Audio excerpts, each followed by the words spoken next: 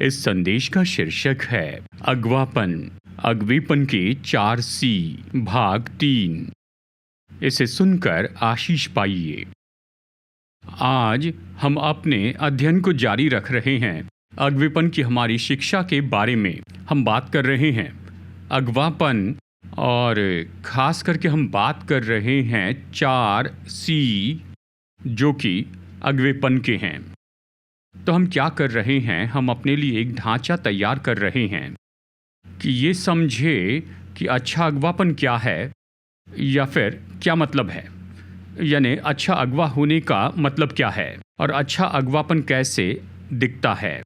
और ये सारी बातें हमारे लिए उपयोगी हैं एक तरह से कि हम किसी तरह से अगवेपन में जुड़े हुए हैं, चाहे ये घर में हो या दफ्तर में हो, स्कूल कॉलेज जहाँ पर भी आप हो, आपके पास ये मौका है कि कम से कम खुद की और दूसरे एक व्यक्ति की अगुवाई करें। और इसलिए आप और मैं इन चीज़ों को ले सकते हैं और इसका उपयोग कर सकते हैं अपने जीवन में और उन सारी बातों में जिनमें हम जुड़े हुए हैं। हम इन पहले 2 बातों को देखते हैं, या अगुवाई के दृष्टिकोण को। हमने चरित्र के महत्व के बारे में कहा, ये पहला सी है, ये तो है कैरेक्टर और ये कितना महत्वपूर्ण है। दूसरी बात हमने चर्चा की है क्षमता पर। पिछले रविवार हमने बात की क्षमता कितनी महत्वपूर्ण है और हमने इनमें से हर एक बात के बारे में बताया। और फिर से सारांश देखें, यहाँ पर कुछ बातों को देखेंगे। चरित्र में हमने यहाँ पर 7 घटकों को देखा है चरित्र के। चलिए जल्दी से बताता हूँ। हमने बात की है ईमानदारी पर, जवाबदेही, समर्पण, साहस, परिश्रम, नम्रता और आदर पर। और फिर क्षमता में हमने देखा उन 7 सामान्य महारत के बारे में देखा जो हमें चाहिए कि क्षमता वाले अगवे हो जाएं। और ये तो सामान्य है, बिल्कुल ऐसे हैं जो सभी उपयोग कर सकते हैं, चाहे आप किसी भी क्षेत्र में जुड़े हो। और हमने इन 7 महारतों के बारे में बताया है। दर्शन वाला होना है, कार्यनीति बनाना, बातचीत, लोगों का कौशल, योजनाएं बनाए अमल में लाना और सीखना। तो ये ऐसी महारत हैं जो हमें होनी चाहिए और हमें इन्हें बढ़ाना है हमारे जीवन में कि हम अच्छी क्षमता वाले अगवे हो जाएं। देखिए, इस सीरीज में हम जो भी कह रहे हैं ये तो ऐसी बात है जो हमें अपने जीवन में बढ़ाते जाना है।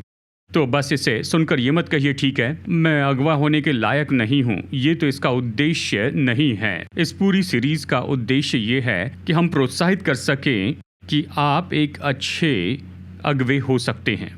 आप जहाँ भी हैं इन बातों को लीजिए और इन पर काम करें, इन्हें अपने जीवन में बढ़ाते जाएं, तो आप अच्छे अगवे होंगे, चाहे किसी भी क्षेत्र में परमेश्वर ने आपको बुलाया हो। आज हम करुणा के बारे में कहना चाहेंगे। अगवे के लिए तीसरा महत्वपूर्ण घटक ये तो है करुणा। और ये बहुत ही महत्वपूर्ण है, लेकिन साथ ही बहुत ही मुश्किल बात है हम सब के लिए। हमें ये सीखना होगा कि कैसे अगुवाई करें हृदय से और दिमाग से। सीखें कि कैसे अपने हृदय से और दिमाग से अगुवाई करें। कुछ लोग केवल दिमाग से ही अगुवाई करते हैं, जानते हैं। संख्या बढ़ती है तो इसमें जाइए, अगर संख्या न बढ़े तो भूल जाओ। यानी ये बहुत ही व्यवहारिक है। अगर ये समझ में आता है और ये हमारे परिणाम हमें देता है, कुछ उत्पन्न करता है, और ये सारी बातें ये महत्वपूर्ण है। मैं ये नहीं कह रहा कि दिमाग के बिना अगुवाई करे। हमें जो दिमाग प्रभु ने दिया उसका उपयोग करना है, लेकिन हमें अपने हृदय से भी अगुवाई करनी है। और ऐसा भी समय रहा जब आपको और मुझे एक अगुवे के रूप में निर्णय लेना पड़ा है, करुणा में होकर ये लेना पड़ा है। अब देखिए, ये तो आसान नहीं है। अगर कोई ऐसी बात है, देखिए मैं ये कह रहा हूँ करुणा से भरकर अगुवाई करने का मतलब क्या है, या करुणा करना क्या है अगुवे के रूप में। हम कह रहे हैं ईमानदारी से लोगों की परवाह करना। आप लोगों की अगुवाई करते हैं, आप उन्हें किसी उद्देश्य की ओर लेकर आते हैं, कोई लक्ष्य या फिर किसी मंजिल की ओर, और इसी के साथ में हम में करुणा या परवाह होनी चाहिए उन लोगों के बारे में। उनकी ज़रूरत और दिलचस्पी की परवाह करनी है। जैसे वो हमारे साथ ये यात्रा कर रहे हैं, वो कैसे महसूस कर रहे हैं और कैसे वो ऑर्गेनाइजेशन के इस पूरे लक्ष्य की ओर काम कर रहे हैं। तो ये करुणामय होना है, ईमानदारी से लोगों की परवाह करनी है, और आप उनकी व्यक्तिगत ज़रूरतें और दिलचस्पी को देखते हैं और महसूसीकरण को भी, जैसे हम ये यात्रा करते हैं। अब ये तो आसान नहीं है। ये आसान नहीं है। हम में से बहुत से लोग संघर्ष करते हैं। हम कैसे संतुलन रखें और अपने लक्ष्यों को हासिल करते जाएं, जबकि उसी समय में लोगों की ज़रूरत को पूरा करें। कैसे इन दोनों का संतुलन रखें, क्योंकि अपने लक्ष्यों में समझौता नहीं कर सकते हैं। जानते हैं, एक ऑर्गेनाइजेशन के रूप में आप तो किसी डिपार्टमेंट के हेड हैं या किसी इंस्टीट्यूशन को चलाते हैं। आप इन लक्ष्यों में समझौता नहीं कर सकते। आपको वहां पर जाना है, लक्ष्य हासिल करना है, लेकिन इसी के साथ ही लोगों की परवाह करनी है, इससे असलियत होने में मदद करनी है। इन दोनों का संतुलन कैसे रखें, यह हमेशा आसान नहीं है। कैसे हम संतुलन रखें, करुणा दिखाएं और काम भी पूरा करवाएं। कैसे जानें कि कब दिमाग से अगुवाई करनी है और कब हृदय से अगुवाई करनी है, और इन दोनों को कैसे जोड़ें। यह आसान नहीं, और आशा है कि आज हम यहाँ पर कुछ बातें बताएंगे जो शायद हमारी मदद करें। जानते हैं, यहाँ तक कि चर्च की अगुवाई करना, मैं सोचता हूँ कि ये तो और ज़्यादा मुश्किल है, क्योंकि चर्च एक परिवार है, लेकिन साथ ही चर्च तो एक देह है। देह शब्द लैटिन में है कॉर्पोरस, जिससे शब्द मिलता है कॉर्पोरेट। तो आप नहीं जानते हैं, लेकिन जब हम कहते हैं कि हम देह हैं, तो हम कहते हैं हम कॉर्पोरेट हैं। दोनों को संतुलन में रखना है। परिवार बने रहना है, प्रेमी और परवाह करने वाले, और देह होना है, यानी ऑर्गेनाइजेशन के रूप में अच्छे हो, काम करें। कॉर्पोरेट जैसे एक देह है, हमें काम करना चाहिए, क्योंकि देह में हर कोई अपनी जगह पर है, हर कोई अपना अपना काम पूरा कर रहा है, जिसे जो करना चाहिए वो सब कर रहे हैं, और इन सब अलग अलग भागों को जोड़कर ये परिपूर्ण होता है। और इसलिए इन दोनों का संतुलन रखना, खास करके चर्च में, ये और भी ज़्यादा मुश्किल है। तो हम इसे कैसे कर सकते हैं, इसे कैसे करवा सकते हैं? देखिए, केवल एक उदाहरण के लिए, जहाँ तक हमारी बात है, आउटरीच पास्टर्स के रूप में उनसे कहता हूँ कि उन्हें इस रविवार को यहाँ पर होना ही होगा।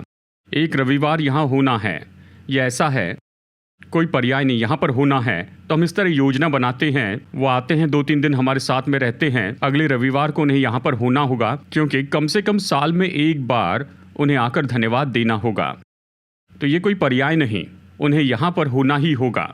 लेकिन हमें करुणा में भी होना है। इसलिए शुक्रवार के दिन जब पास्टर आनंद ने आकर कहा, सुनिए, मुझे अभी पता चला है कि मेरी बेटी को सोमवार को एग्ज़ाम के लिए जाना ही होगा, और मैं क्या करूं, मुझे यहाँ पर रविवार को होना है, सोमवार सुबह उसकी परीक्षा है।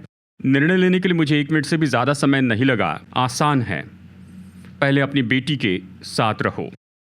तो देखिए इसका महत्व है, दिमाग से अगुवाई करें, लेकिन हृदय से भी अगुवाई करें।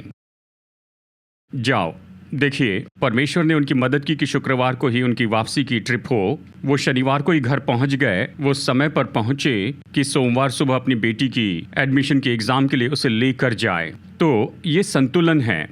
यानी देखिए, कुछ चीज़ों पर आपको जोर देना ही है, लेकिन आपको हृदय के अनुसार भी काम करना है जब ऐसी कोई परिस्थितियाँ उभर कर आती हैं। और इन दोनों का संतुलन बनाकर रखना सीखना, ये बहुत महत्वपूर्ण है। देखिए, अगवेपन में हम बहुत कुछ सुनते हैं कि भावनात्मक रूप में बुद्धिमान अगवे बने। मैं जो कह रहा हूँ उसे कहने का ये दूसरा तरीका है। हमें करुणा में अगवे होना है, और एक भावनात्मक बुद्धिमान अगवा होना सीखने के लिए, देखिए, ये तो बहुत ही महत्वपूर्ण है। हम में से बहुतों की समस्या ये है, जो दफ्तर में लीडर हैं, हम अपने संबंधों में सुरक्षित रहते हैं। हमें पसंद नहीं कि हम बहुत ज़्यादा मुस्कुराते रहें, और निश्चय हम रोते नहीं हैं। ये रोना तो कमजोरी का चिन्ह है, इसलिए कोई आंसू नहीं दिखाते हैं। हम भावनात्मक रूप से बहुत ही सुरक्षित रहते हैं, और जब अगवेपन की बात आती है, खास करके दफ्तर में, तो अगवा कभी रोता नहीं है, यानी अगवे की कोई भावनाएं नहीं है, हम इस तरह कह सकते हैं शुरू में ही। लेकिन ये बहुत ही दिलचस्प है जब आप आने वाले ऐसे कुछ अध्ययन को देखते हैं। देखिए, एक किताब है जिसका नाम है इमोशनली, खैर ये मसीह किताब नहीं, जनरल मैनेजमेंट बुक है, द इमोशनली इंटेलिजेंट मैनेजर। लेखक है डेविड करीजो और पीटर साल्वे। और इस किताब में वे बताते हैं, वो एक केस इस तरह से बताते हैं कि दिमाग के जो भावनात्मक केंद्र हैं, ये सच में बहुत महत्वपूर्ण है। ये महत्वपूर्ण भाग है हमारी सोच के, कारण बनाने के, और ये तो अच्छे निर्णय लेने के लिए भी महत्वपूर्ण है। तो हम अपनी भावनाओं को दूर नहीं रखते हैं कि सही निर्णय ले सके। हम सीखते हैं कि कैसे अपनी भावनाओं को इस्तेमाल करें ताकि हम अच्छे निर्णय ले सके। कि समस्या हल कर सके, बदलाव को सह सके और सफल हो जाए, अवश्य ये सब तो दफ्तर की जगह की बात है।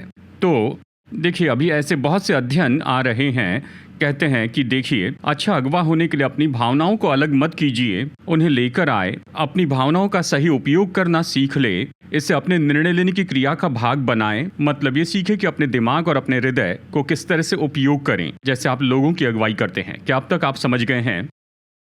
आप घर वापस जाना चाहते हैं? पास्टर, ये काफ़ी हो गया। तो ठीक है, क्यों करुणा के साथ में अगुवाई करना महत्वपूर्ण है? इसके 3 सरल कारण हैं। नंबर 1, क्योंकि ये लोगों के साथ मजबूत संबंध निर्माण करता है। तो जब आप एक करुणामय अगुवे होते हैं, इसका प्रत्युत्तर का परिणाम होता है जब लोग आपके अगवेपन को देखते जाते हैं, इसके बदले में वो भी करुणामय हो जाएंगे। मतलब आप एक ऐसी परंपरा बना रहे हैं जहां अगवापन केवल दिमाग से नहीं है, ये हृदय से भी है, और आपके आसपास के लोग भी करुणामय हो जाएंगे और आप एक परंपरा निर्माण करेंगे जहां पर लोगों का संबंध महत्वपूर्ण होगा। लोग इसका मूल्य जानने लगे, एक दूसरे की परवाह करना, एक दूसरे की सहायता करना और एक दूसरे के लिए वहां रहना, और फिर लोगों को आपके ऑर्गेनाइजेशन में परवाह की गई महसूस होगा। यह सहभागिता की परंपरा निर्माण करता है। जब अगुवा करुणामय होता है और जब लोग एक दूसरे के साथ करुणा में होकर काम करते हैं, तो ये एक दूसरे के साथ में स्पर्धा करना नहीं रहता है, लेकिन इसमें उनके बीच में सहभागिता होती है, क्योंकि वो करुणा में है। वो कहते हैं उस व्यक्ति को मदद चाहिए, मदद मांगने पर वो मदद करते हैं। देखिए, किसी तरह से कुछ दफ्तरों में ये तो पाप है कि कहें मुझे पता नहीं, या सवाल पूछना पाप है। ओ, तुम्हें पता नहीं? तो क्या होता है, कोई सवाल नहीं पूछता है और कोई जानकारी नहीं बताता है, और ये तो भयानक परंपरा है, ये तो भयानक वातावरण है कि इसमें काम करते जाएं, क्योंकि वो दिखावा कर रहे हैं कि उनके कोई सवाल नहीं है और लोग जवाब लेकर नहीं आते हैं। ये खुद को हराने वाला वातावरण है। क्या आप समझ रहे हैं? लेकिन ऐसी परंपरा जहां पर यह कहना ठीक है कि हाँ, मुझे जवाब पता नहीं, क्या तुम्हें जवाब पता है, इसमें मेरी मदद करोगे, इसे हल करने में मदद करोगे या इसे समझने में मदद करोगे? इस तरह का वातावरण तो सेहतमंद वातावरण होता है, क्योंकि लोग सहयोग देते हैं, वो सवाल पूछते हैं, मुफ्त में जानकारी देते हैं, वो यहाँ सहायता करने के लिए है। हम सब एक साथ इसमें हैं, हम एक दूसरे के लिए करुणामय हैं और हम एक साथ ये सब उठा रहे हैं। क्या आप सुन रहे हैं?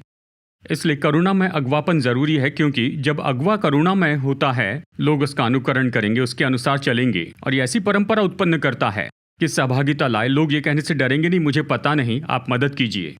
तीसरी बात, करुणामय अगवे सामान्य रूप में वो अपनी योग्यता व्यक्त करते हैं, उसे दिखाते हैं, क्योंकि जब अगवा करुणामय होता है तो लोग महसूस करते हैं कि यह अगवा असुरक्षित नहीं है, और असुरक्षित अगवा अपनी असुरक्षितता को ढांकता है, बहुत कठोर और क्रूर होता है, यानी मैंने जो कहा उसे करना ही होगा। जबकि सुरक्षित अगवा कहता है ठीक है, तुम्हें ज़्यादा समय चाहिए, ले लो, तुम ये करना चाहते हो, ठीक है। वो करुणामय होते हैं, वो दूसरे की महसूसीकरण और दिलचस्पी को जानते हैं जिनकी वो अगवाई करते हैं। तो ये 3 कारण है, और निश्चय ही इनसे तो ज़्यादा ही होंगे जो कि अगवेपन में यानी करुणा में होना बहुत महत्वपूर्ण है। स्वयं प्रभु यीशु मसीह ने उसने हमें यह आदर्श दिया है करुणा में अगवे होने का। देखिए, सुसमाचार के लेखक हमें बार बार बताते हैं कि उसने उन पर तरस खाया और उसने लोगों को सिखाया। उसने उन पर तरस खाया और लोगों की सेवा की, चंगाई दी, चमत्कार किया। तो उसने जो किया उसने ये तो करुणा से ही किया था। अब हम करुणा को कैसे प्रकट कर सकते हैं, खास करके अगवेपन के संदर्भ में देखा जाए तो?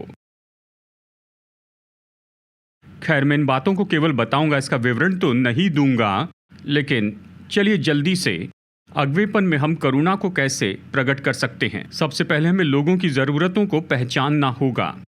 तो लोगों को लोगों के रूप में देखिए, मशीन के रूप में नहीं।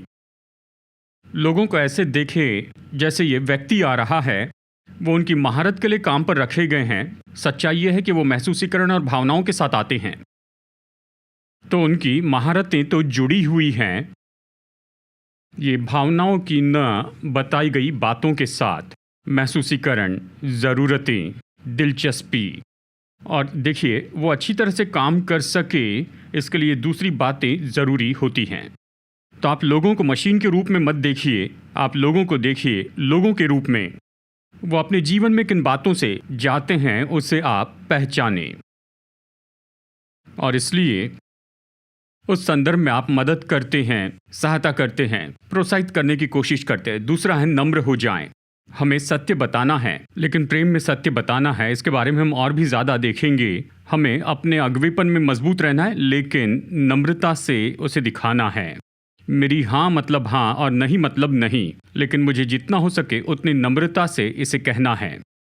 तो मैं मजबूत हूँ लेकिन नम्र हूँ, और यही वो महारत है जो हमें चाहिए कि करुणा प्रकट करें। दयालु होना मतलब जिन लोगों की अगुवाई कर रहा हूं उनके लिए मैं क्या कर सकता हूं, वो सेवा कर रहे हैं, क्या मैं कुछ अच्छा कर सकता हूं। कई बार ये छोटी बात होती है जिससे वो जानते हैं कि हम परवाह करते हैं। उदाहरण के लिए कह रहा हूँ, मैं ये नहीं कह रहा कि हम सबको करना है, इसके लिए ये व्यवहारिक उदाहरण जानते हैं। हमारे सारे वॉलंटियर्स, सुबह वर्शिप टीम जल्दी आती है, ये वॉलंटियर्स यहाँ पर आते हैं, कुछ तो सुबह 6 बजे या 6:30 बजे आते हैं, 7, 8, 8:30 तक वर्शिप टीम जल्दी आती है, तो उन्हें ब्रेकफास्ट देते हैं। अब कोई कहेगा कि चर्च का पैसा कुछ लोगों को ब्रेकफास्ट के लिए कैसे खर्च कर सकते हैं। सुनिए, वो सुबह 8:30 बजे यहाँ पर आए जबकि आप सो रहे थे। वो यहाँ पर प्रैक्टिस कर रहे थे, तो ये छोटी बात है। शायद एक व्यक्ति के लिए 50 रुपए के आसपास ब्रेकफास्ट है, ये ठीक है। चर्च का पैसा उपयोग करते हैं, अवश्य इसके लिए चर्च का पैसा उपयोग करते, पर यह छोटी बात है। ये दया का काम है जो कहता है आप मूल्यवान हैं, आप जो बलिदान कर रहे हैं उसकी हम सराहना करते हैं कि यहाँ पर आप जल्दी आए हैं। जानते हैं बहुत से सेटअप यहाँ पर करने पड़ते हैं और वर्शिप टीम को प्रैक्टिस करनी पड़ती है। इस तरह की छोटी बातें, यानी हम दया दिखाते हैं और कहते हैं मुझे आपकी ज़रूरत की परवाह है। अवश्य हम सबसे कह सकते हैं घर से अपना ब्रेकफास्ट खाकर आना, इसका मतलब उन्हें और जल्दी उठना होगा, सब तैयार करना होगा। लेकिन अगर हम उन्हें थोड़ी सी चीज़ दे, सुनिए, ये तो बस छोटा दया का काम है, पर यह करुणा दिखाता है। कुछ लोग सोच रहे हैं अब मुझे वर्शिप टीम में जुड़ना चाहिए। नहीं। आपका स्वागत है। उदारता जानते हैं, यानी लोगों के जीवन में देते जाएं। जानते हैं केवल धन के क्षेत्र में ही नहीं, पर दूसरे तरीकों से भी जानते हैं लोगों के लिए उदार हो। उन्हें ये जानना चाहिए कि आप उनकी परवाह करते हैं। अपनी परवाह को उन्हें प्रकट करने के लिए अच्छा तरीका है कि आप उदार हो, क्षमा करने वाले हो। इसका मतलब उन्होंने अपनी यात्रा के शुरू के स्तर में गलतियां की होगी, पर सही करने के बाद उन गलतियों को बार बार याद मत कीजिए। क्या तुम्हें याद है 5 साल पहले तुम्हें ये लाइन ऑफ कोड लिखना नहीं आता था? किसे परवाह है, वो उससे पार निकल चुके हैं। आप भी अगवे के रूप में उसे छोड़ दीजिए।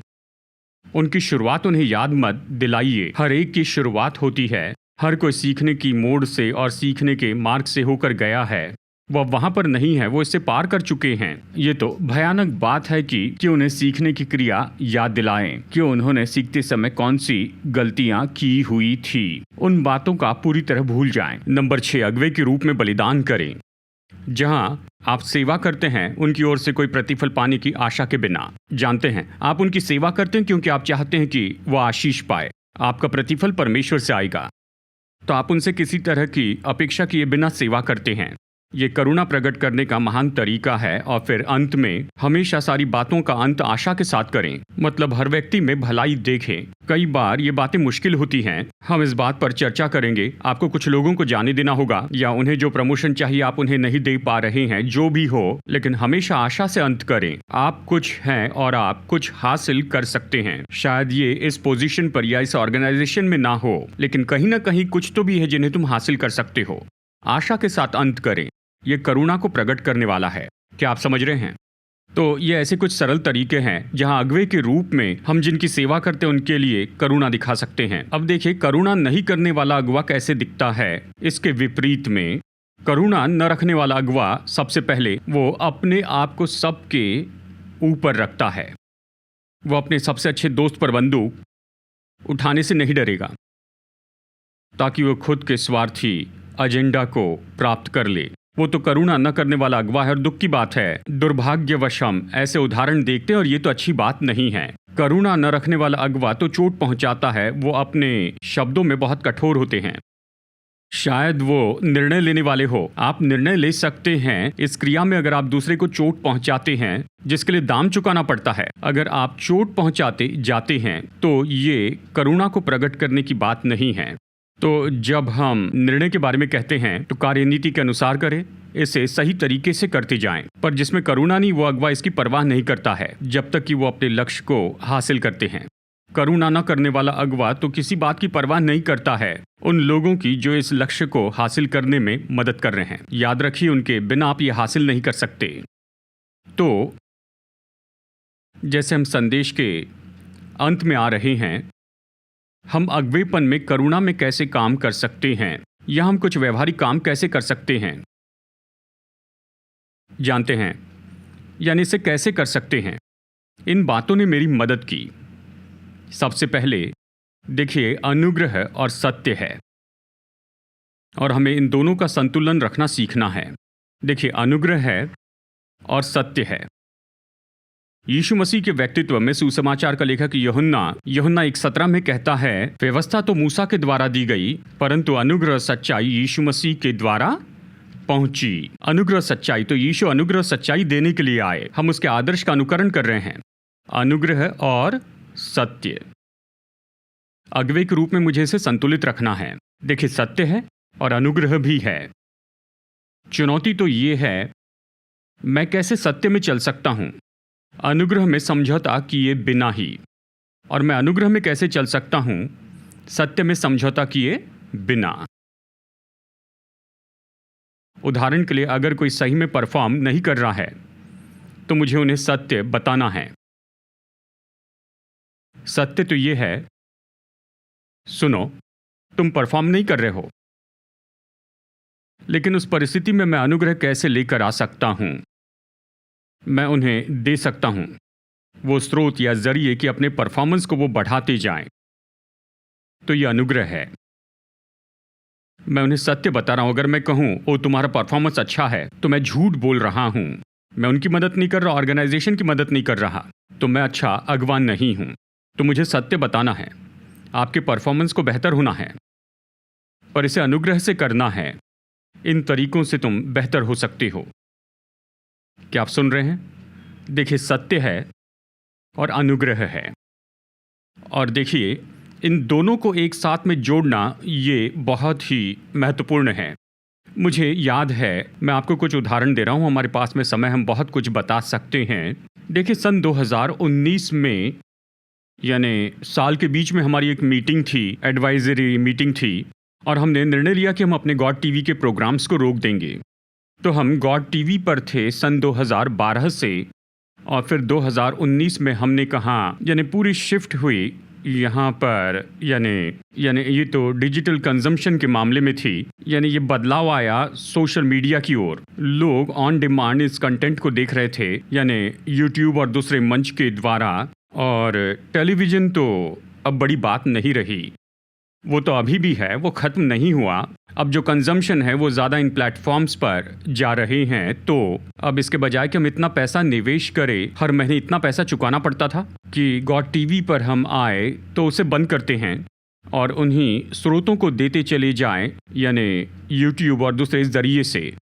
तो देखिए, हमने उस मीटिंग में ये निर्णय लिया। अब मुझे ये बताना था हमारे स्टाफ को, और वो 2 लोग थे जो मुख्य रूप में काम करते थे गॉड टीवी प्रोडक्शन के लिए, और वो अच्छे लोग थे, उनमें कुछ गलत नहीं था। लेकिन ऑर्गेनाइजेशन के रूप में हमने एक निर्णय लिया है कि गॉड टीवी पर आना बंद करें, और इसलिए मुझे निर्णय लेना पड़ा। मैंने उन्हें बुलाया। जानता था ये आसान नहीं होगा। वो अच्छे लोग थे, कई साल से हमारे साथ काम कर रहे थे। तो मैंने उन्हें बुलाया और कहा कि देखो, हमने ये निर्णय लिया है और इसलिए हमें आप दोनों को निकालना होगा, क्योंकि उनके लिए कुछ भी नहीं था। मैंने ये भी सोचा कि क्या इन्हें दूसरे काम पर रख सकते हैं जहां हम उन्हें व्यस्त रख सके हफ्ते में 40 घंटे तक, और फिर उस समय ऐसा कुछ नहीं था। तो हमें निर्णय लेना पड़ा। लेकिन फिर मैंने ये भी सोचा, मैं इसे अनुग्रह के साथ कैसे करूं। और जहां तक कि हमारे HR की गाइडलाइंस है, हमें एक तो उन्हें 1 महीने की नोटिस देनी होगी।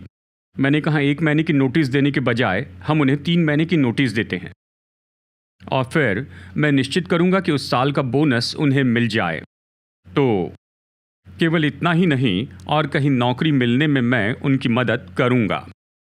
जब मैंने उन्हें भीतर बुलाया और कहा कि देखो, ये बुरी खबर है आप दोनों के लिए। हम गॉड टीवी पर जाना बंद कर रहे हैं। इसका मतलब हमारे पास आपके लिए कोई नौकरी नहीं है, लेकिन हम आपको 3 महीने देंगे, 1 महीने के बजाय, और हम निश्चित करेंगे कि इस साल का बोनस आपको मिले। प्लस मैं व्यक्तिगत रीति से जुड़ूंगा कि आपको कहीं और नौकरी मिलने में मदद करूं। मैं अपने सारे कॉन्टैक्ट्स तक पहुंचूंगा, आप मुझे अपना रेज्यूमे देना, मैं अपने सब लोगों तक पहुंचूंगा और तुम्हें नौकरी मिलने के लिए तुम्हारी मदद करूंगा बाहर में। तो यहाँ पर सत्य है, मतलब हम ऑर्गेनाइजेशन के रूप में निर्णय ले रहे हैं, पर इसमें अनुग्रह है। मतलब मैं ये जो व्यवहार इसे बहुत ही आसान बनाना चाहता हूँ। क्या आप सुन रहे हैं? ठीक है, तो इस तरह की सरल बातें ये मदद करते हैं कि हम सत्य और अनुग्रह का संतुलन रखें। दूसरी बात, हमें प्रेम से सत्य बोलना है। तो देखिए, अगुवे के रूप में हमें ज़रूरी होता है, जानते हैं, देखिए तथ्य हैं, हम उनका इनकार नहीं कर सकते, ऐसी संख्याएं हैं और दूसरी बातें हैं, तो हमें उसे मानना है, सत्य बोलना है। इफिसियों 4:15 कहता है कि तुम सत्य बोलो, पर इसे प्रेम में करें। जितना संभव हो सके उतना प्रेम में करें। जानते हैं, जिस बारे में बोलना चाहिए उस पर बोलें, पर इसे प्रेम से करें। देखिए, ये प्रेम ये कैसे काम करता है, बाइबल हमें सिखाती है। 1 कुरिन्थियों 13 में प्रेम क्या करता है? प्रेम उभारता है, प्रेम बल देता है, प्रेम आशा देता है। ठीक है, तो आप सत्य बोल रहे हैं, लेकिन आप इसे हमेशा प्रेम में करते हैं कि दूसरे व्यक्ति को उभारे और दूसरे व्यक्ति को बल देते जाएं। तो हमें ढोंगी नहीं होना है, हमें ये नहीं कहना है ओ सब कुछ ठीक है, जबकि सब कुछ ठीक नहीं है। लेकिन ये कहना सीखना है कि ये ठीक नहीं है, एक सकारात्मक रूप में। यहीं पर तो करुणा आती है और इसके लिए महारत लगती है। क्या आप समझ रहे हैं? और इसलिए अगुवे के रूप में हमें सत्य बोलना है, लेकिन हमें इसे प्रेम में बोलना है और हमें बुद्धि में चलना है। शुरू में बताओ, इन दोनों का संतुलन बनाए रखने के लिए बुद्धि की जरूरत है कि दिमाग से अगुवाई करे, हृदय से अगुवाई करे, यानी बुद्धि में चले। याकूब अध्याय 2 वचन 13 में कहता है, जिसने दया नहीं की उसका न्याय बिना दया के होगा, दया न्याय पर जयवंत होती है। इसका मतलब, यदि मैं दया न दिखाऊं तो मुझे भी दया नहीं मिलेगी, लेकिन मुझे कुछ अपने मन में रखना है कि दया न्याय पर जयवंत होती है, क्योंकि जब न्याय होता है तो दया उस पर जयवंत होती है। दया न्याय के कामों पर जयवंत हो सकती है, क्योंकि दया न्याय पर जयवंत होती है। तो हमें इसे याद रखना होगा। ऐसा भी समय होता है जब आपको किसी परिस्थिति का न्याय करना पड़ता है। बाइबल हमें सिखाती है कि हमें धार्मिकता से न्याय करना है, तो आपको धार्मिकता से न्याय करना है। लेकिन जब आप न्याय करते हैं तो देखिए उस सूत्र में आप दया को कैसे ला सकते हैं, क्योंकि जो न्याय करता उससे बढ़कर दया करेगी। क्योंकि देखिए, अगर आप केवल न्याय करेंगे तो ये शायद उस व्यक्ति को नाश कर देगी। लेकिन यदि देखिए, कई बार आपको न्याय करना पड़ता है, जो सही है, जो जायज़ है, उसे करना पड़ता है। तो जो न्याय है उसे आप कीजिए, लेकिन इस सूत्र में आप दया को रखिए, और दया न्याय पर जयवंत होती है। तो इसके बारे में सोचिए। तो एक अगुवे के रूप में आपको सही और जायज़ काम करना है, लेकिन देखिए कैसे इसमें दया रख सकते हैं, कैसे दया दिखा सकते हैं ऐसे व्यक्ति पर जो कि न्याय लेने के लिए वहां उसे लेने के लिए खड़ा है, और इस सूत्र में कैसे दया काम कर सकती है। याकूब 3:17 में देखिए, इसी किताब में यहाँ पर याकूब 3 में ये बुद्धि के बारे में बताता है, और बताता है बुद्धि ऐसे प्रकट होती है कि ये ज्ञान तो पवित्र, मिलनसार, कोमल और मृदु भाव या समर्पण करता है। ये दया से भरा और अच्छे फलों से लदा हुआ और पक्षपात और कपट रहित होता है। तो आप जो कुछ भी करते हैं, इस तरह आप मूल्यांकन करते हैं कि मैं तो करुणा दिखाऊंगा, मैं तो नम्र हो जाऊंगा और मैं तो दया दिखाऊंगा, जो सही है वही करूंगा, लेकिन मुझे इसे करना होगा पक्षपात के बिना और कपट के बिना ही। मुझे इसे पक्षपात और कपट रहित होकर करना है। तो जब मैं सोचता हूँ निर्णय लेने के बारे में, तो मुझे निश्चित करना है कि मैं करुणा दिखाऊं और मैं दया दिखाऊं, अच्छे काम करते जाऊं। तो निश्चित करना है कि जो मैं कर रहा हूं, जो भलाई मैं कर रहा हूं, ये तो पक्षपात और कपट रहित होना चाहिए। तो आपके ऑर्गेनाइजेशन में कि बस आप केवल एक व्यक्ति के लिए भलाई करें और वही भलाई ऑर्गेनाइजेशन के दूसरे लोगों के लिए न करें, क्योंकि ये पक्षपात होगा। क्या आप सुन रहे हैं? तो आपको सोचना होगा, बुद्धिमानी में चलना होगा। मैं करुणा दिखा रहा हूं, लेकिन अगर मैं एक व्यक्ति के लिए करुणा दिखाता हूं, तो मुझे निश्चय ठान लेना होगा कि मुझे यही बात बाकी सब लोगों के लिए करना होगा, क्योंकि मुझे इसे करना होगा बिना पक्षपात किए और बिना कपट किए। जायज़ होना होगा, इसके लिए बुद्धि की ज़रूरत है। तो करुणा दिखाने में हम ऐसे चुनाव नहीं कर सकते। किसी एक व्यक्ति पर करुणा दिखाते हैं तो याद रखिए कि आपके ऑर्गेनाइजेशन में और भी 50 लोग हैं जिन पर यही करुणा दिखाई जानी चाहिए, और इसके लिए बुद्धि लगती है। तो इस बात को आप याद रखिए, यदि एक को हाँ कहता हूं तो बाकी सभी को हाँ कहने की इच्छा रखनी होगी। ये समान है, मुझे बुद्धि में चलना है। और देखिए, बुद्धि तो बिना पक्षपात और बिना कपट के होनी है। और अंत में यदि लोग हमारी करुणा का दुरुपयोग करें तो क्या? जानता हूं ये बड़ी चुनौती है। जब लोग जानते हैं आप करुणा में अगवे हैं, ठीक है, चलो इसकी करुणा को और ज़्यादा खींचते हैं और वो उसका दुरुपयोग करने की कोशिश करते हैं। तो देखिए, यहीं पर आपको और मुझे बुद्धिमानी से जोड़ना है अनुग्रह और सत्य को। मैं अनुग्रहकारी होने को तैयार हूं, पर सत्य में समझौता नहीं करूंगा। देखिए, यदि मैं किसी को देखता हूं कि करुणा का दुरुपयोग कर रहे हैं, तो सत्य पर जोर दूंगा। ठीक है, हम सत्य से समझौता नहीं कर सकते। देखो, अनुग्रह है और करुणा भी है, लेकिन सत्य भी है, हम उसमें समझौता नहीं कर सकते हैं। तो जब लोगों को देखते हैं कि वो हमारी करुणा का दुरुपयोग करते हैं, तो सत्य पर जोर देना ही होगा। और अंत में करुणामय होने का मतलब ये नहीं कि हमको बस अलग कर दें। अगर आप नहीं जानते पुश ओवर क्या है तो गूगल कीजिए। देखिए, केवल हम करुणा में अगवे हैं इसलिए इसका मतलब ये नहीं कि लोग हमें ऐसे ही कुचल दे। आपको जानना होगा कि एक अगवे के रूप में कैसे मजबूती से बने रहें, और कब आपको मजबूत रहना है और कब आपका नहीं यानी नहीं है, और कब वहाँ पर अनुग्रह और दया के लिए जगह है। हम कुचले नहीं जा सकते हैं। अब इसे याद रखिए। देखिए, ये तो केवल एक उदाहरण है। ये उन दिनों की बात है जब मैं काम कर रहा था। मैं अभी भी काम करता हूँ, लेकिन चर्च के लिए काम करता हूँ। लेकिन ये ऐसा समय था जब मैं अपना सॉफ्टवेयर बिजनेस चला रहा था, और ये समय था 2001 से 2014 तक। और देखिए, और इन दिनों में हमारे ज़्यादातर क्लाइंट विदेशी थे और हमने काम किया भारत के क्लाइंट्स के लिए। मैं सोचता हूँ केवल 2 ही क्लाइंट्स के लिए, और उनमें से एक तो बहुत ही बड़ा अंतर्राष्ट्रीय ग्लोबल नाम था, फार्मा कंपनी थी। तो हमने शुरू का काम किया उनकी मार्केटिंग के लिए, बिजनेस डेवलपमेंट डिवीज़न के लिए, और फिर हमें न्योता दिया गया कि हम काम करें उनके रिसर्च के लिए, यानी देखा जाए तो दवाइयों की खोज की क्रिया के लिए। तो हम सॉफ्टवेयर बना रहे थे जो लेकर आए दवाइयों की खोज की क्रिया को, और हम काम कर रहे थे उनके वैज्ञानिकों के साथ में इस ऑर्गेनाइजेशन में।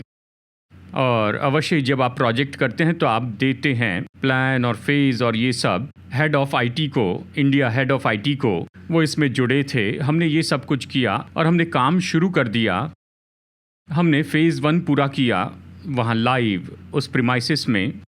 फिर उसके बाद उन्होंने मुझे फ़ोन किया और मुझसे कहा मैं कुछ बदलाव करना चाहता हूँ। मैंने कहा ठीक है, वो क्या है? तो कहा मैं चाहता हूँ कि आप वो सारे कोड बताइए जो आपने बनाए, सॉफ्टवेयर कोड्स। मैं चाहता हूँ कि आप उसे उस कंपनी को दीजिए जो भारत में कहीं और बेस्ड है। मैं चाहता हूँ आप ये कोड्स उन्हें दीजिए। ये सब रिकॉर्ड में नहीं था, ये तो ऑफिशियल नहीं था। और उन्होंने कहा अब से आगे आपका पेमेंट हमारी ओर से नहीं आएगा, आपका पेमेंट उस कंपनी से आएगा। ये ऐसे था, ठीक है, मुझे कुछ दुर्गंध आ रही है। ये तो एग्रीमेंट का भाग नहीं था। हम ऐसा नहीं करेंगे। मैं जानता था वो क्या करने वाले हैं। ये तो देखिए मैं एक पास्टर हूँ, मैं एक विश्वासी हूँ। मुझे तो करुणा में चलना चाहिए। तो मुझे इस परिस्थिति में क्या करना चाहिए जहाँ पर ये सब कुछ गलत हो रहा है? ये कोड तो लिखा गया था इस बड़े ब्रांड ऑर्गेनाइजेशन के लिए, लेकिन अब उस आईटी के हेड मुझे ऐसे कुछ करने के लिए कह रहे थे जो पूरी तरह ऐसा था जो लिखित रूप में नहीं था। तो मैंने क्या किया? पहले मुझे खुद की रक्षा करनी थी और मुझे पहले तो फेज़ 1 के जो पैसे उनसे लेने थे वो लेना था, क्योंकि मेरे तो स्टाफ थे, मुझे उनको पैसे देना था, उनकी तनख्वाह देनी थी। तो मैंने उसे लेने की कोशिश की। फिर मैंने कहा मैं इस आदमी को जाने नहीं दूंगा। ये तो आईटी के हेड हैं, ये तो बहुत बड़ी यानी मल्टी नेशनल फार्मा कंपनी है। हम तो छोटी कंपनी, उनके सामने हम अस्तित्व में ही नहीं है। और यहाँ तक ऐसा नहीं कि दाऊद गोलियत से लड़ रहा था, या ऐसा था दाऊद का सबसे छोटा भाई लड़ रहा था गोलियत से लड़ रहा था। कोई तुलना ही नहीं थी कि हम क्या हैं और ये बड़ी कंपनी क्या है। देखिए कुछ भी हो, लेकिन मैं कुचला न जाऊंगा। फेज़ 1 का पैसा लेने के बाद में मैंने झंडा खड़ा कर दिया। मैंने ईमेल किया उन सारे रिसर्च के लोगों को जिनके साथ हम काम कर रहे थे। मैंने कहा देखिए ये सब हो रहा है, यही तो हो रहा है। जो काम हम कर रहे हैं ये तो अनजानी थर्ड पार्टी कंपनी को जा रहा है, उस कंपनी के जरिए पैसे लिए जाएंगे। मैं चाहता हूं कि आप जान लीजिए कि आपकी कंपनी में क्या हो रहा है। मैं जानता था ये जोखिम भरा है, मैं जानता था इसका अर्थ है कि प्रोजेक्ट खत्म हो जाएगा। मुझे पता नहीं था इसका परिणाम क्या होगा, लेकिन मैंने झंडा खड़ा किया। इस केस में मैं ऐसे ही कुचला नहीं जाऊंगा। मैं एक मसीह हूँ, विश्वासी हूँ, पर अपनी ज़मीन पर खड़े रहूँगा। जब मैं आईटी हेड के ऑफिस में अगली बार गया, जानते उन्होंने क्या कहा? इस जगह पर केवल हम दोनों में से एक के लिए जगह है और आप यहाँ पर रहेंगे, मैं जा रहा हूँ। तो उन्हें नौकरी से निकाला गया। पूरा आईटी डिपार्टमेंट मुझसे डरने लग गया उन्होंने कहा कि ये आदमी तो बहुत गंभीर है, लेकिन मैं यही बात बताना चाहता हूँ, बस इसलिए कि आप करुणा में हैं इसका मतलब ये नहीं कि आपको कुचल दिया जाए। आप अपनी जगह पर सत्य के लिए खड़े रहिए और आपके आसपास के लोगों को ऐसे बेकार के काम करने न दें। आप सत्य के लिए खड़े रहें। देखिए करुणा है, दया है, अनुग्रह है, लेकिन आप सत्य में समझौता नहीं करेंगे। आमीन। तो देखिए करुणा का ये तीसरा दृष्टिकोण, मतलब मजबूत अगुवे का तीसरा दृष्टिकोण करुणा है। तो चलिए जल्दी से सारांश देखते हैं। हम करुणा कैसे प्रकट करते हैं? हमें लोगों को पहचानना है, उनकी ज़रूरतें पूरी करनी, हमें नम्रता में रहना है, दयालु होना है, उदार होना है, क्षमा करने वाले हो, बलिदान दे और हमेशा आशा में जिए।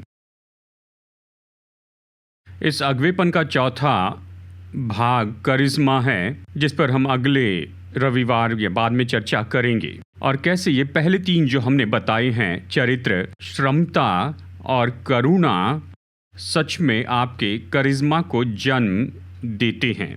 और करिश्मा तो वो है जो आप लोगों पर प्रभाव डालते हैं, और ये भी अगवेपन का बहुत महत्वपूर्ण भाग है। आमीन। तो कुछ समय में हम प्रार्थना करेंगे। हम कुछ समय यहाँ प्रार्थना करेंगे, और हमारी प्रार्थना यही है कि हम में से हर एक अच्छे अगवे होना सीखे और अच्छे से अगुवाई करें जहाँ भी परमेश्वर ने हमें रखा है, और जो कुछ भी हम करते हैं उसमें कि हम अच्छे अगवे बने, मजबूत अगवे बने। हम ऐसे अगवे बने जिनमें है चरित्र, श्रमता, लेकिन साथ में जानते हैं कि करुणा में कैसे चले। आमीन। हम कुछ समय प्रार्थना करेंगे, और मैं जानता हूँ मैंने अगवेपन के बारे में कहा, लेकिन मैं ये भी जानता हूँ कि हर रविवार लोग इस जगह पर आते हैं व्यक्तिगत ज़रूरतों के साथ। वो चुनौतियों का सामना करते हैं, समस्या और जीवन की असली परिस्थितियाँ और मुश्किलें, ये सब लोग आते हैं जिन्हें चंगाई चाहिए, छुटकारा चाहिए, चाहते हैं कि प्रभु बदलाव लेकर आए और वो अपने जीवन की कुछ परिस्थितियों से बाहर आए। मैं इसके बारे में जानता हूँ। सभा खत्म करने के पहले हम इन बातों के लिए प्रार्थना करना चाहते हैं। हम ऐसे प्रभु पर विश्वास करते हैं जो प्रार्थना सुनते हैं और उनका उत्तर देते हैं। मैं जानता हूँ अगवेपन के बारे में बताया, लेकिन अब हम ऐसे समय में आ रहे हैं कि प्रभु पर विश्वास करें कि वो आपकी व्यक्तिगत सेवकाई करें। आपकी जो भी ज़रूरतें हों, स्वर्ग के परमेश्वर आपको नाम से जानते हैं। स्वर्ग के परमेश्वर आपके सिर पर के हर एक बाल को जानते हैं। स्वर्ग के परमेश्वर हर एक ज़रूरत जानते हैं। आपके जीवन की हर ज़रूरत जानते हैं। हम सरल प्रार्थना करेंगे कि परमेश्वर आपकी ज़रूरत पूरी करे। 2 रविवार पहले हमें एक गवाही आई है कि आराधना के बाद में उस रविवार को मैं यहाँ पर आया और बस मैंने कहा था, सटीक शब्द तो पता नहीं, लेकिन कुछ ऐसे मैंने कहा, परमेश्वर ने हमसे इतना प्रेम रखा कि उसने दिया और वो आपके जीवन में देंगे। और यहाँ पर कोई था जो आर्थिक ज़रूरत के साथ आए थे, उन्हें कुछ पैसों की ज़रूरत थी। उन्होंने प्रार्थना की और उस वचन को ले लिया। उसी दिन में अनअपेक्षित स्रोत से परमेश्वर ने उनकी ज़रूरत पूरी की। आमीन। सरल वचन था। परमेश्वर ने हमसे इतना प्रेम रखा कि उसने दिया। उन्होंने ये विश्वास किया, प्रभु ने उनकी ज़रूरत पूरी की। वही परमेश्वर आज सुबह यहाँ पर हैं। वो आपकी ज़रूरत जानते हैं कि आपके जीवन में क्या हो रहा है। वो जानते हैं आपको कौन सी चंगाई चाहिए, जानते हैं आप किस विजय के लिए लड़ रहे हैं, आप जीवन में जो भी पाना चाहते हैं। और इसलिए जब हम कुछ पल के लिए प्रार्थना करते हैं, मैं चाहता हूँ अपना हृदय खोलिए और कहिए, प्रभु मुझे आपका स्पर्श चाहिए। वही पवित्र आत्मा जो सृष्टि पर मंडरा रहा था, आदि में वो मंडरा रहा था, वैसे ही अभी आपके जीवन पर मंडरा रहा है। वो छू सकता है, चंगाई दे सकता है, छुटकारा दे सकता है, ज़रूरत पूरी कर सकता है।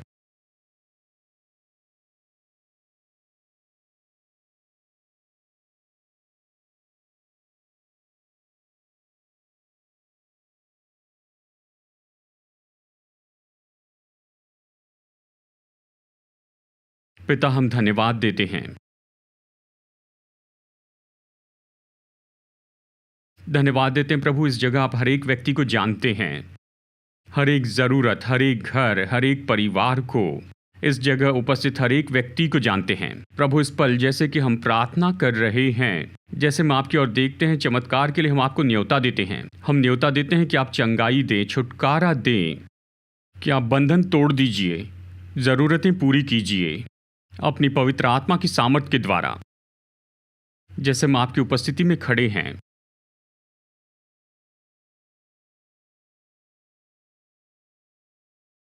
धन्यवाद प्रभु परमेश्वर, धन्यवाद प्रभु यीशु। अभी अपनी ज़रूरतें प्रभु के सामने उठाएं। अगर आपको शरीर में चंगाई चाहिए, आप अपने हाथ को वहाँ पर रखिए जहाँ आप चाहते हैं कि प्रभु आपको छू ले। अगर आप और किसी बात के लिए प्रार्थना कर रहे हैं तो उसे आप प्रभु के सामने उठाइए। पिता, हम आपके सामने आते हैं आपके पुत्र यीशु मसीह के नाम से। आप हमारी चंगाई दाता हैं, आप हमारे छुड़ाने वाले हैं। और यीशु मसीह के नाम के अधिकार पर, क्रूस पर यीशु मसीह का काम जो पूरा हुआ है, उसके कारण मैं चंगाई की आज्ञा देता हूं। मैं आज्ञा देता हूं कि बीमारी और रोग दूर हो जाएं। मैं आज्ञा देता हूं कि परेशानियां दूर हो, दर्द, डिसऑर्डर्स और जो भी पुरानी बीमारियां हैं, मैं आज्ञा देता हूं कि वो चले जाए प्रभु यीशु मसीह के नाम में। क्योंकि परमेश्वर का वचन कहता है कि उसने जो कोड़े खाए उसके कारण हम चंगे हो गए हैं। हमारे शरीर चंगे हो गए हैं। क्रूस के द्वारा चंगाई तो हमें दे दी गई है और इसलिए हम अभी उसे ले लेते हैं यीशु मसीह के नाम में। यीशु के नाम में चंगे हो जाएं। आप जो हमें ऑनलाइन देख रहे हैं, मैं चाहता हूं आप कहिए, प्रभु मैं इसे ले लेता हूं। मैं इसे अभी ले लेता हूं। मैं हर एक आत्मा के ऊपर अधिकार ले लेता हूं, कमजोरी की हर एक आत्मा पर जो कि रोग और बीमारी लेकर आती हैं, सताने वाली आत्मा, यातनाएं देने वाली आत्माएं, मैं आज्ञा देता हूं कि यीशु मसीह के नाम में चले जाए, कि परमेश्वर के लोग आजाद हो जाएं, स्वतंत्र हो। धन्यवाद देते हैं प्रभु, धन्यवाद देते हैं पिता। आपको धन्य कहते हैं, आपका आदर करते हैं, आपका आदर करते हैं प्रभु। आप हमें चंगाई देने वाले हैं, छुड़ाने वाले हैं। धन्यवाद कि जैसे अभी हम अपने विश्वास को जोड़ते हैं और आपसे ले लेते हैं, ये चंगाई हमारे शरीर में प्रकट हो, छुटकारा आ जाए, हमारे मन और हमारे शरीर में परिपूर्णता आ जाए। धन्यवाद पिता परमेश्वर, धन्यवाद, धन्यवाद पवित्र आत्मा।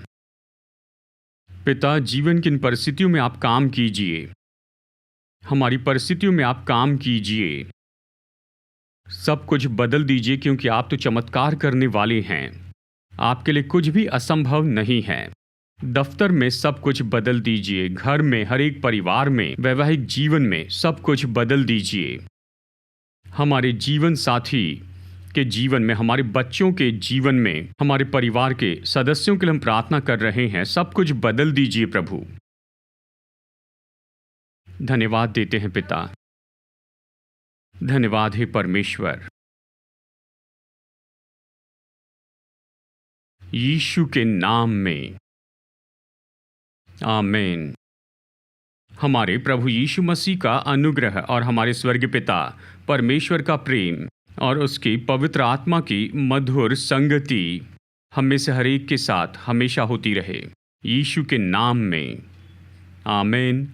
संदेश सुनने के लिए धन्यवाद। भरोसा करते हैं कि ये संदेश आपके लिए आशीष रहा। मुफ्त के स्रोत पाने के लिए, जिनमें है सरमन नोट्स और पब्लिकेशन पाने के लिए विजिट करें apcwo.org पर। बेंगलुरु के एपीसी बाइबल कॉलेज की जानकारी पाने के लिए विजिट कीजिए apcbiblecollege.org पर। याद रखिए, all peoples church Bengaluru app download कीजिए एप्पल या गूगल प्ले स्टोर से।